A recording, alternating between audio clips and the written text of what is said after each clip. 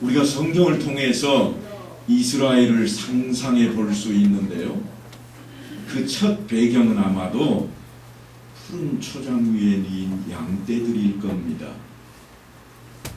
어떤 교회는 가면 교회 앞쪽에가 사진으로 아주 멋지게 걸려 있습니다. 어떤 사진이겠어요?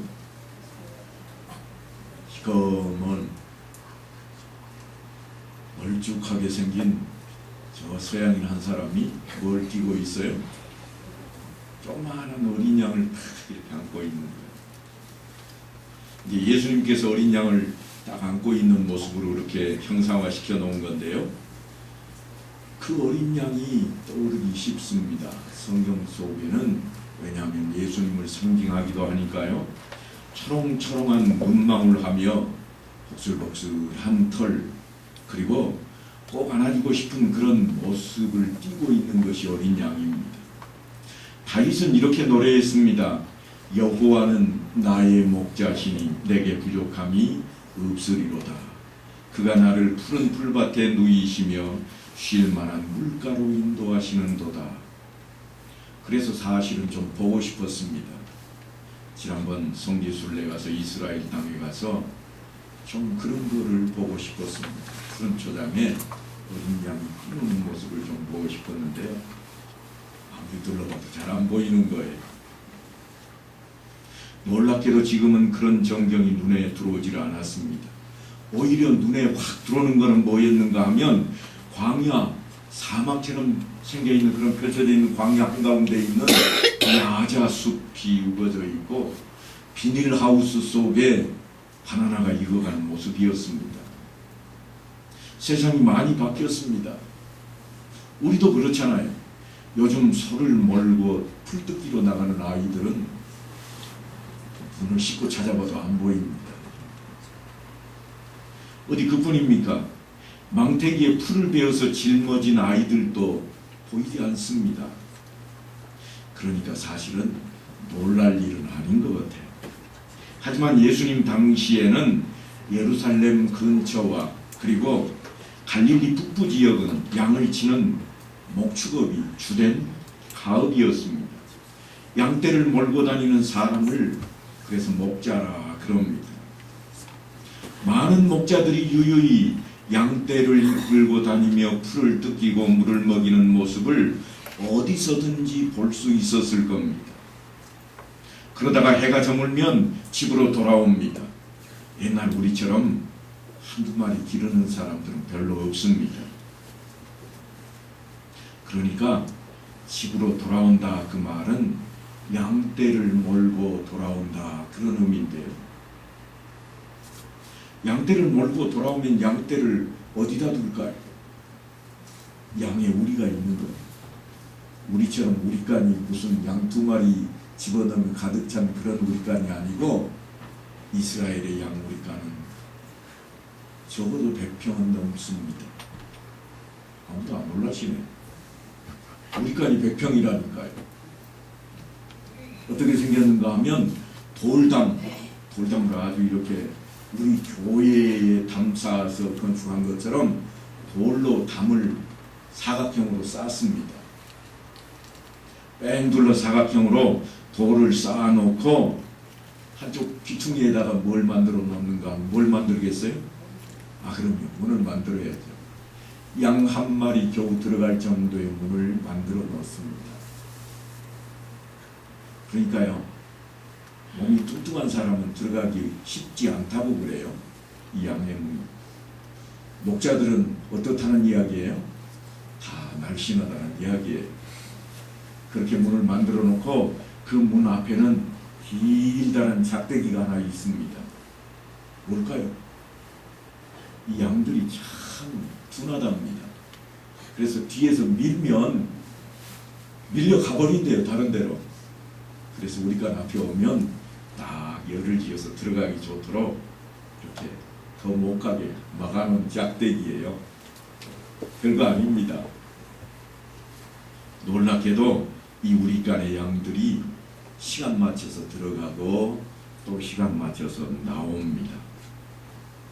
그런데 개가 집이야 집에다가 우리간 하나 정도 그렇게 만들어 놓는 것은 문제가 안 되잖아요. 없이 사는 사람들은 어떻게 할까요?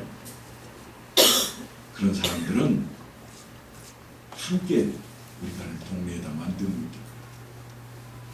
큼막한 그 우리간 안에 만들어 놓고 거기에 한쪽 가에다가 자기 목자의 담요를 가져다가 지붕으로 만들어 놓기도 하고 벽에다가 걸어 놓기도 합니다.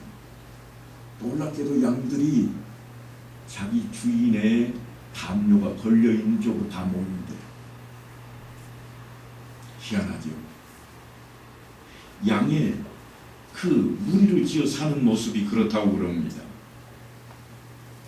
이처럼 그 우리간을 만들어 놓는데요, 우리간에는 반드시 우리를 지키는 문지기가 한 사람이 있습니다.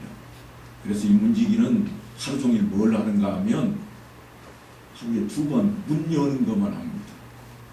문 열고 문을 닫습니다. 양의 문이 우리 문처럼 이렇게 삐그덕하고 여는 이런 문이 아니고요, 짐승이 들어와서 부딪혀도 못 들어가게 하는, 뭘로 설명하면 좋을까요? 여러분 저기 수문 가보셨어요? 물 못 나가게 못 들어오게 막는 수문 어떻게 막던가요? 위에서부터 아래로 내려가게 딱 막아버리잖아요. 양의 문이 그렇게 되어 있습니다. 그래서 줄로 잡아가지고 이 문지기가 거기를 딱 열쇠로 채워 놓아버리면 더 이상 문을 올리지도 내리지도 못하는 거예요. 이게 양의 문입니다. 그런데 너무 없이 사는 사람들은 어떻게 할까요? 품꾼으로 사는 사람들은 어떻게 할까요? 품삯 대신에 양을 대갓집에다가 맡기는 거예요. 그 우리간을 좀 이용하는 겁니다. 한쪽 귀퉁이를 좀 이용하고 그 품삯으로 일을 하는 거예요. 여러분 혹시 기억나세요? 나단의 비유. 나단이 다윗에게 어떤 비유를 들었을까요? 부자가 있었는데 어느 날 손님이 오매 이 부자가 양을 잡아 손님을 대접하되 누구의 양을 잡았다고요? 가난한 이웃집 양을 잡아서 대접했더라.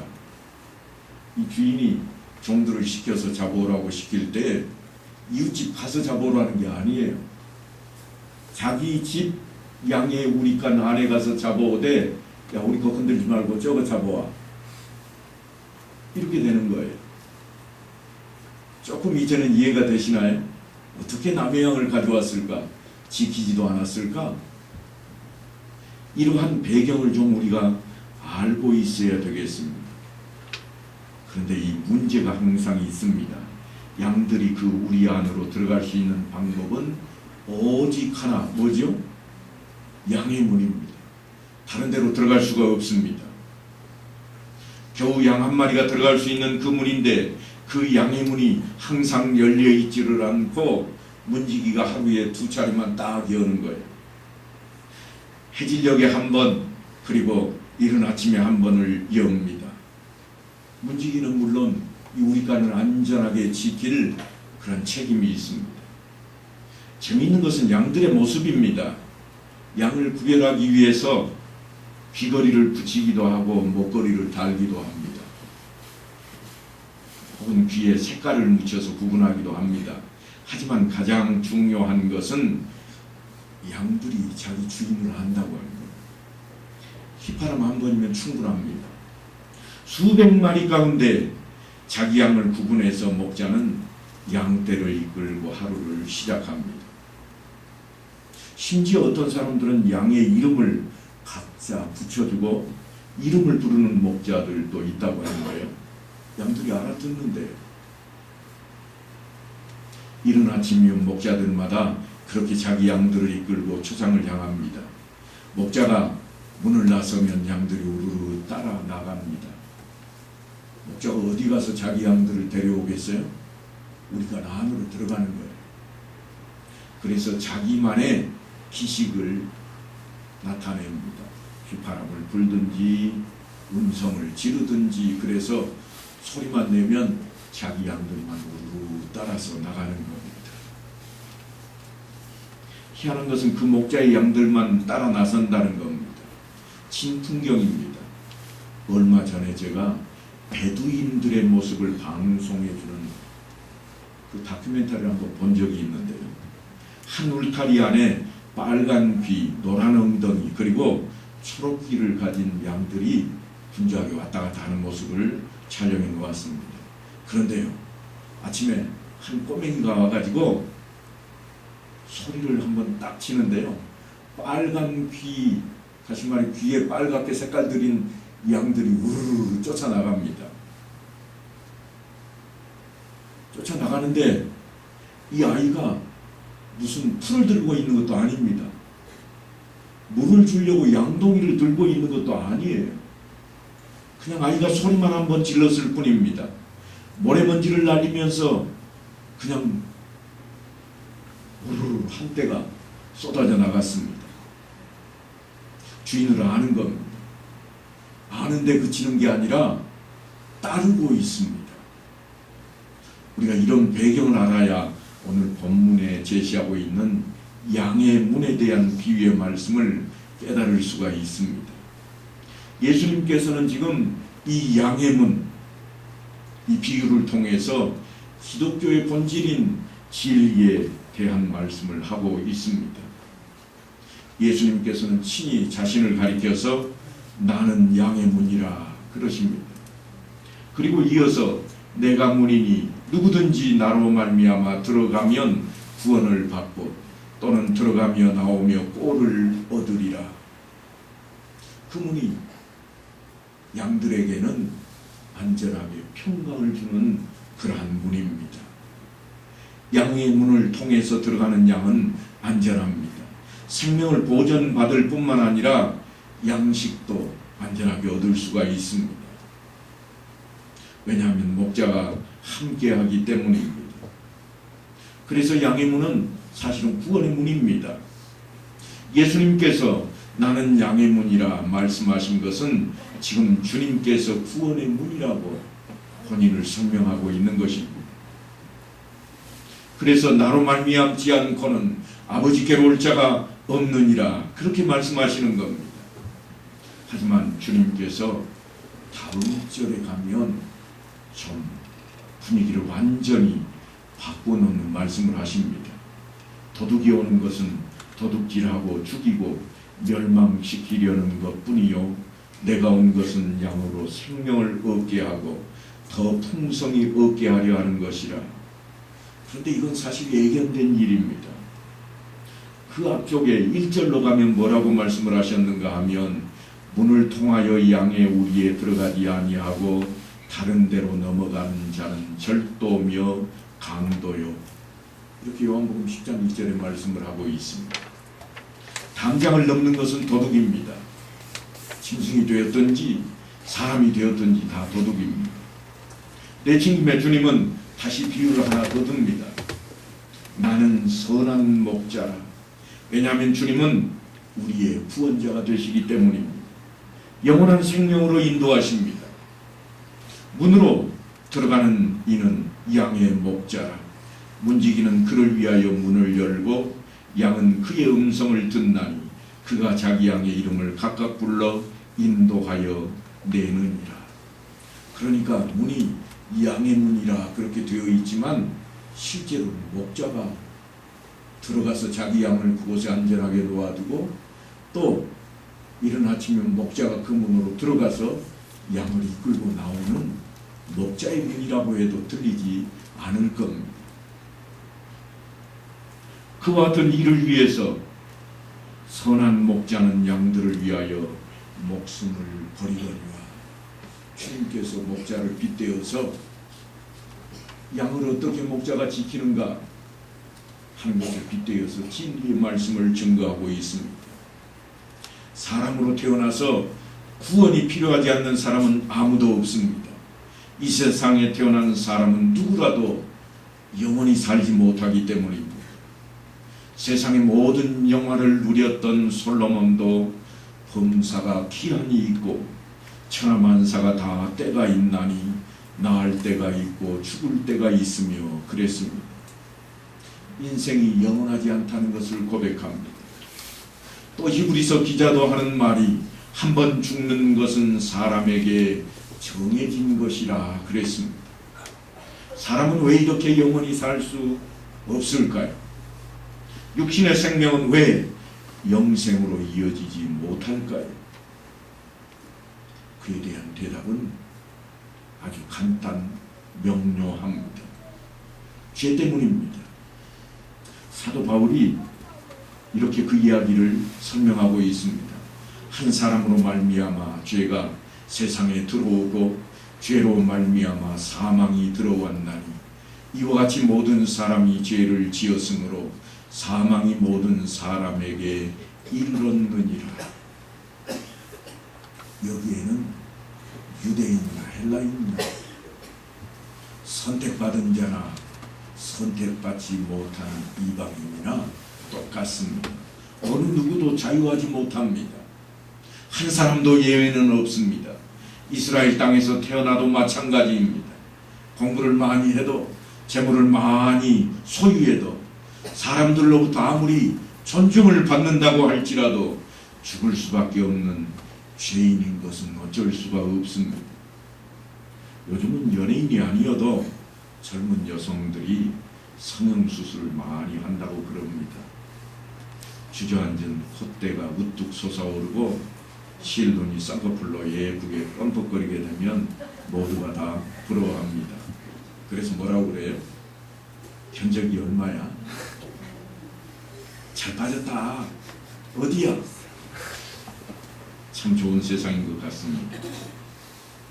제가 젊은 여인이라고 소개를 했습니다만 젊은 여성들만 그러는 게 아니에요. 요즘은 방학만 되면 방학 숙제를 하듯이 아이들이 줄을 섭니다. 왜 이런 일들이 벌어지고 있을까요? 우리나라만 그러냐고요? 아니요. 다른 나라도 마찬가지예요. 잘 사는 나라들은 어디를 막론하고 다 앞장서서 합니다. 우리나라로 콧대 수술을 받으려고 하는 서양 아가씨들이 많습니다. 서양 아가씨들이 어떻게 하는 줄 아세요?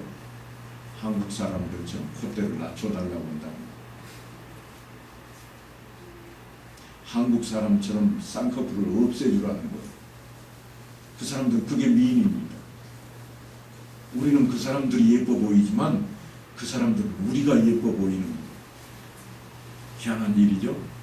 그런데요, 더 놀라운 사실이 있습니다. 그게 뭔가 하면 내가 아무리 수술을 해서 성형수술을 해서 콧대를 올려놓고 쌍꺼풀을 해서 눈을 예쁘게 만들어 놔도 내가 낳는 아이도 내 뱃속에서 성형수술 받고 나오는가 하면 그런 적은 한 번도 없습니다. 왜 없을까요? 여러분들이 뱃속에다 의사를 안 키우니까요.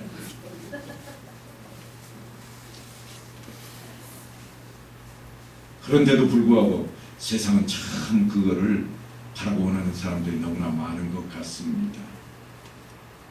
엄마의 본래의 모습을 가지고 아이는 나올 수밖에 없습니다. 우리의 원죄는 그런 것입니다. 히브리서 기자가 분명히 전합니다. 한 번 죽는 것은 사람에게 정해진 것이요 그 후에는 심판이 있으리니. 그러니까 구원을 받지 못하면 단순하게 육신이 죽는 것으로 끝나는 것이 아니요 하나님 앞에서 죄의 값을 치러야 된다고 하는 것입니다. 그것이 심판입니다. 그래서 구원을 받지 못하면 망하는 겁니다. 그렇다면 어떻게 하면 구원을 받을 수 있을까요? 내 능력으로, 내 힘으로 받을 수 있나요? 얼마나 노력하면 받을 수 있을까요? 얼마면 될까요? 견적이 얼마나 나올까요? 구원은 우리의 능력이 아닙니다. 우리 아이를 우리가 성형수술을 해가지고 태어나게 할 수 없듯이 구원도 우리의 몫이 아닙니다. 우리의 노력은 더더욱 아닙니다. 구원은 하나님의 은혜입니다. 은혜는 선물이요 구원에 이르게 하기 위하여 죄와 상관없이 자기를 바라는 자들에게 두 번째 나타나시리라. 이게 하나님께서 우리 앞에 심판주로 오실 것을 예고하시는 내용입니다.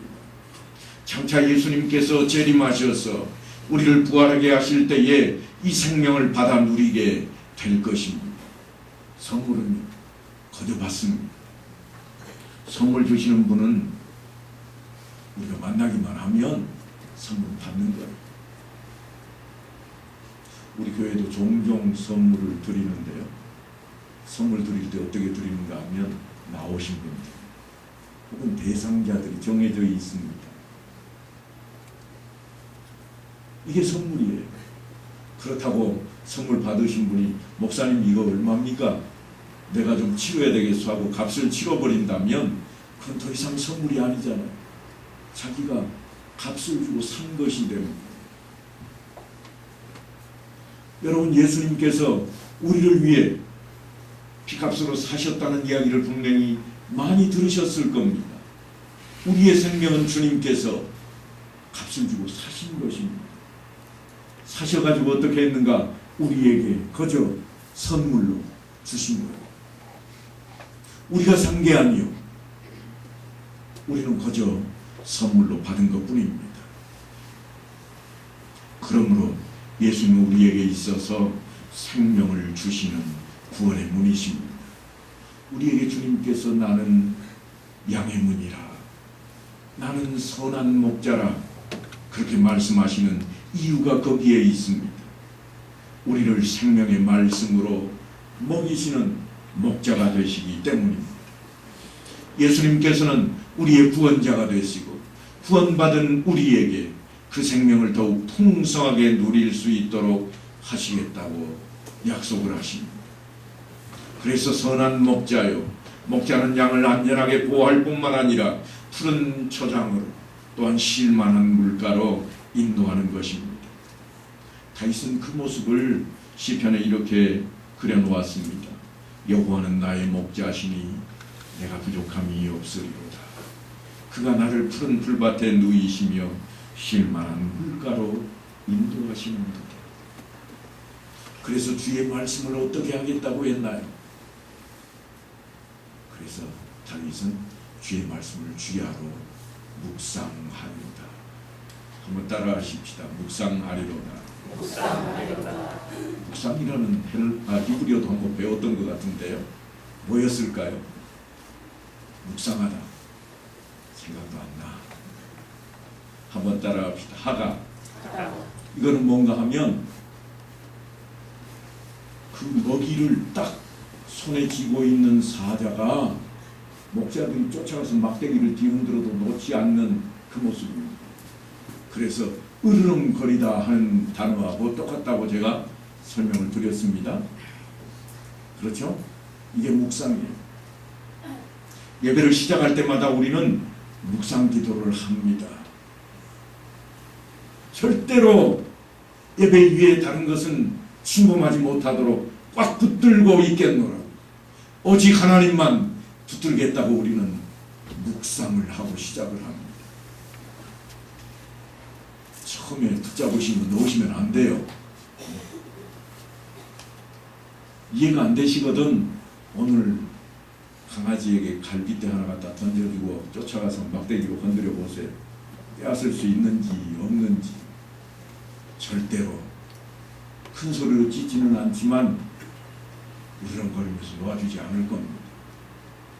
이게 우리에게 필요한 것을 다윗이 외치고 있습니다.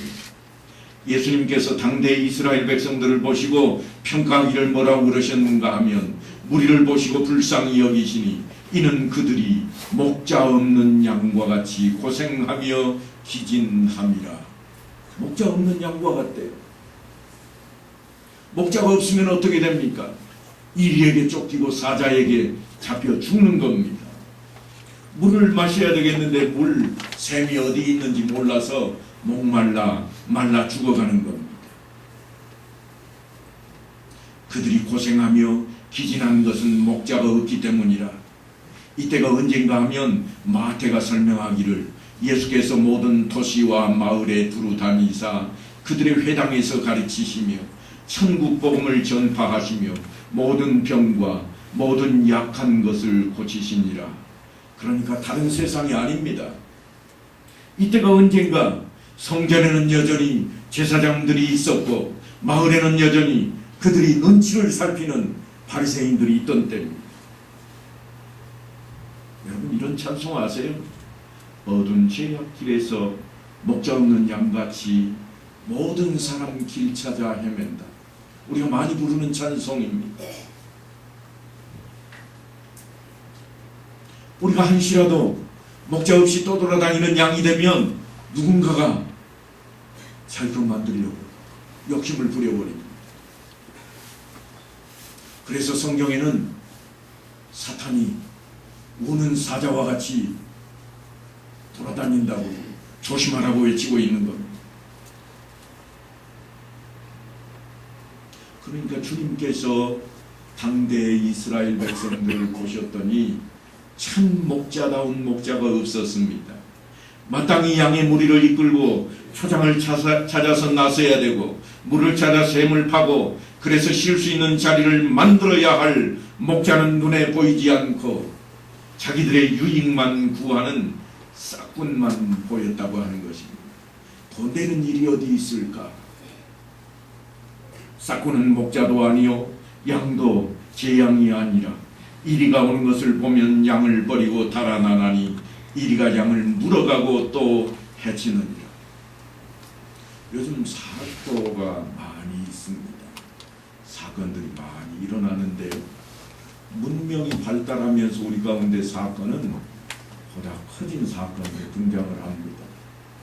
최근에 우리는 우리나라 여행객들이 유람선에서 몰살을 당하는 그 장면을 매스컴을 통해서 듣게 될 수밖에 없었습니다. 그런데 거기에도 보면 참으로 안타까운 모습들이 등장을 합니다.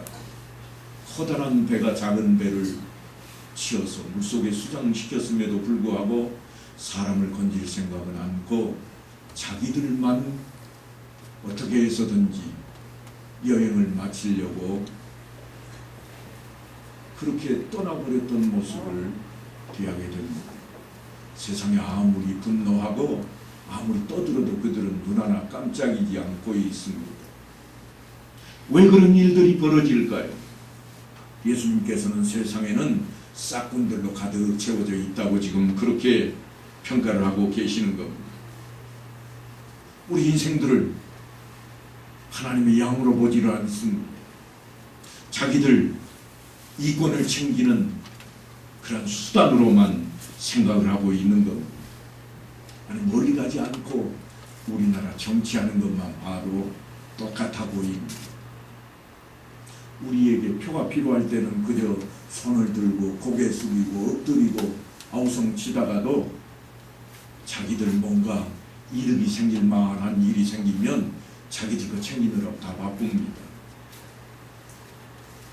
그런데 그런 세상에 살고 있는 우리에게 주님께서는 왜 이런 말씀을 하고 계실까요? 주님의 나라가 아니면 결코 이 세상은 죄로 인해서 주님의 나라에서와 같은 그러한 자리를 찾을 수 없기 때문입니다. 한동안 이상한 이야기가 세상을 뒤흔들었습니다. 성경과 불경의 가르침은 하나라. 이해가 되시나요? 이해가 안 되시잖아요. 그래서 세상이 시끌시끌했습니다. 요즘은 더욱 노골적으로 드러내고 있습니다. 지난 5월 12일 주일은 음력으로 며칠이었겠어요? 4월 8일. 제가 왜 그날을 꺼집는지는 아시잖아요. 4월 8일이면 무슨 날이에요? 석가모니가 태어난 날. 그런데 놀랍게도 어느 교회 앞에 봉축 부처님 오신 날, 밑에는 아무개 교회 당회장 및 교인 일동.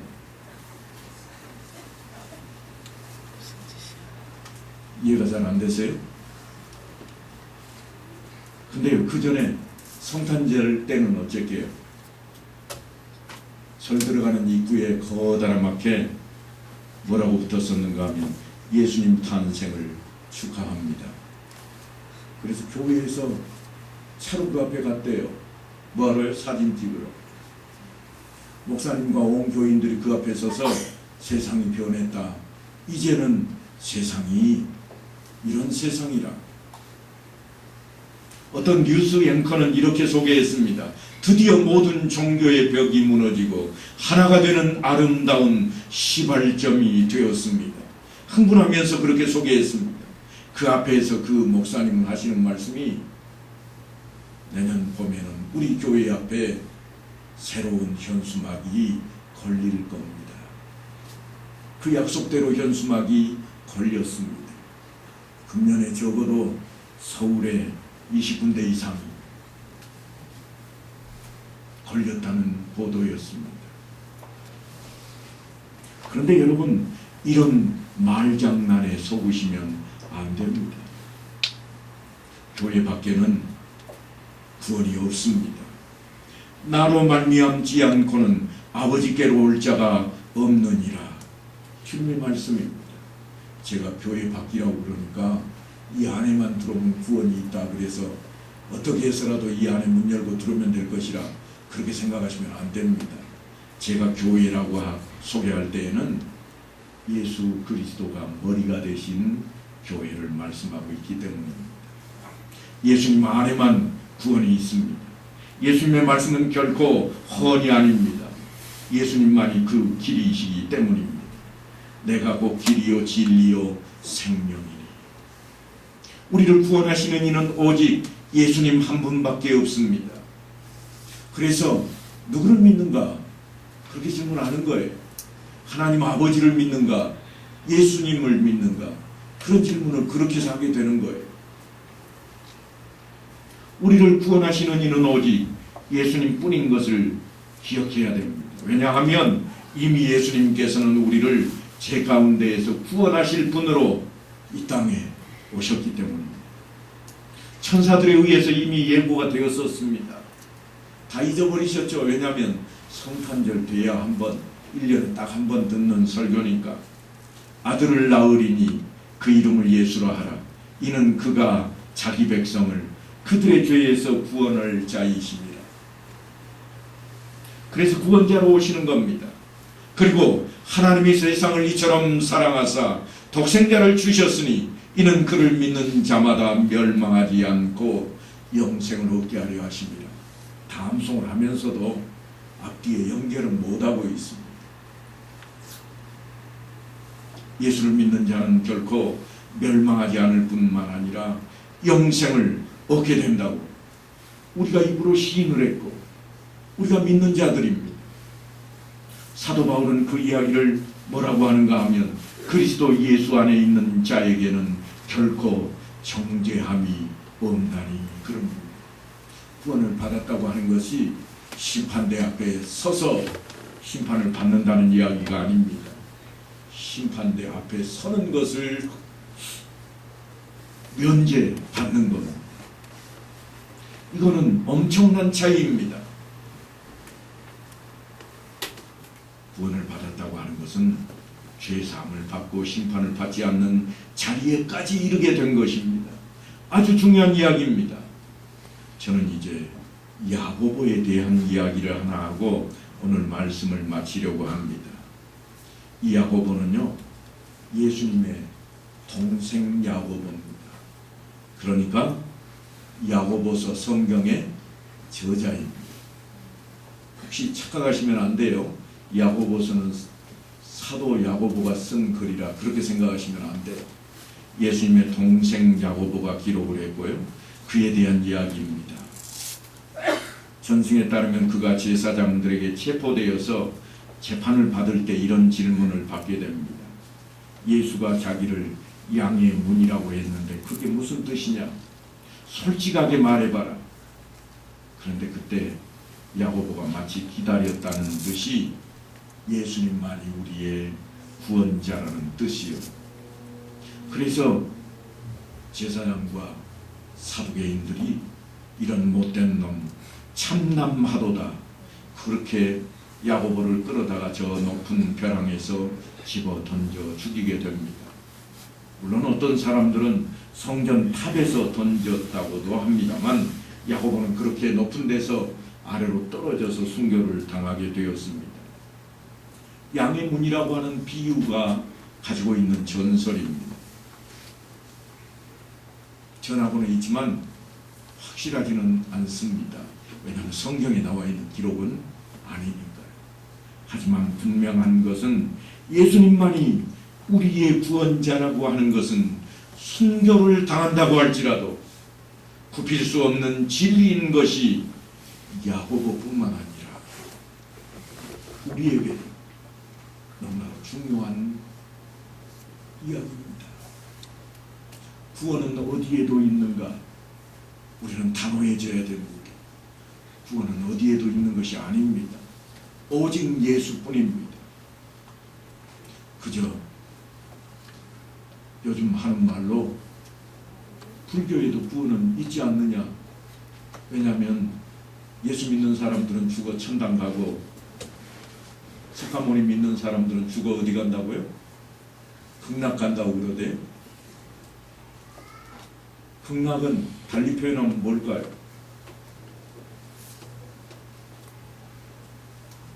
천당과 다를 게 없습니다. 장소적인 문자적인 차이일 뿐이요. 그러나 엄격히 따지면 전혀 다른 곳입니다. 불교에서 추구하고 있는 것은 무엇인가 하면 득도입니다. 도를 깨닫는 거예요. 우리도 깨달아 믿고 그러잖아요. 저들은 깨닫고 어떻게 하는가 하면 속을 비우는 겁니다. 그를 그들의 용어로 하면 해탈이라 그럽니다. 욕심도 없애고 소유도 없애고 그래서 아무것도 없게 만드는 것. 그런데 희한하게도 그들은 그것을 못 없애니까 어떻게 하는가 하면 윤회를 시켰습니다. 없앨 때까지 개가 되기도 했다가 없앨 때까지 소가 되기도 했다가 없앨 때까지 사람도 되었다가 그냥 그렇게 윤회한대요. 그러니까 여러분 생명에 대한 이야기가 아닙니다. 영원한 생명에 대한 이야기가 결코 아닙니다. 그 함정에 빠져들지 마시기 바랍니다. 우리가 가지고 있는 영생은 오직 예수 그리스도를 통해서 예수를 믿는 자에게만 주어지는 하나님의 은혜입니다. 사랑하는 성도 여러분, 우리의 신앙이 혼합주의와 좋은 것이 좋은 것이라는 세상 풍조에 밀려서는 안 될 겁니다. 바라 원하기는 온전한 신앙생활로 올바른 믿음을 지켜나가는 성도들이 다 되시기를 간절히 축원합니다.